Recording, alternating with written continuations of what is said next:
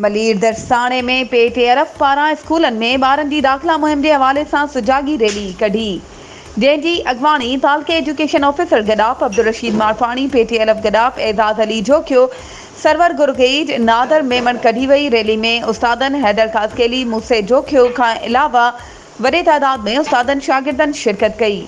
इन मौक़े ते तालके education officer Abdul Rashid Marfani, Ejaz Ali Jokhio, Sarwar Gurgej Nadir Memon SS news सां ॻाल्हाईंदे चयो आहे त इन जे करे सभिनी ॻोठ वारनि खे जेके बि हिते ॿुधनि था मीडिया जे मार्फत या रूबरू बीठा आहिनि, सभिनी खे चवंदासीं त पंहिंजा बच्चा सरकारी स्कूलनि में दाख़िल करायो। ॾिसो, असां पाण बि सरकारी स्कूलनि में पढ़ी आया आहियूं। अॼु असां अल्हम्दुलिल्लाह हिननि उहिदनि ते आहियूं ऐं असांजो सैयद सरदार अली शाह साहब वज़ीर तालीम उन पंहिंजी न्याणी बि सरकारी स्कूल में दाख़िल कराई आहे। उतां खां वठी इहो सिलसिलो हलियो आहे। सभिनी खे इहा गुज़ारिश कंदासीं त महिरबानी करे पंहिंजा बच्चा सरकारी स्कूलनि में दाख़िल करायो।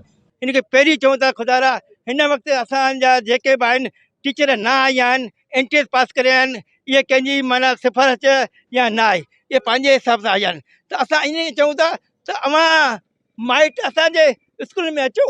SMC SMC बि आहे त स्कूल महीने में कमेटी बि आहे।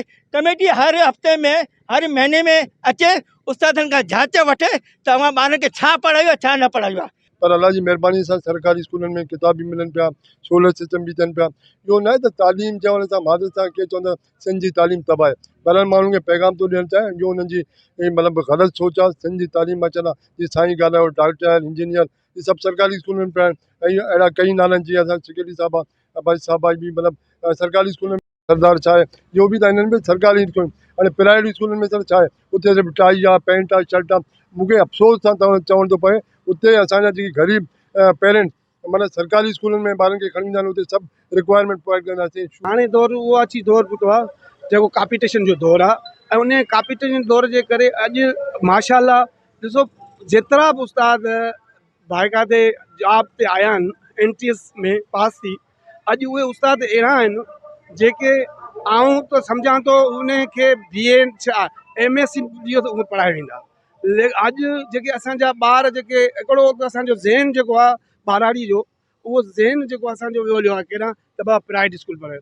प्राइवेट स्कूल में तालीम न आहे। वधीक ख़बरुनि ऐं अपडेट्स जे लाइ असांजे चैनल खे सब्सक्राइब कयो ऐं हा, बेल आइकन खे प्रेस करणु न विसारिजो त जीअं असांजी हर नई अचण वारी वीडियो तव्हां ताईं पहुची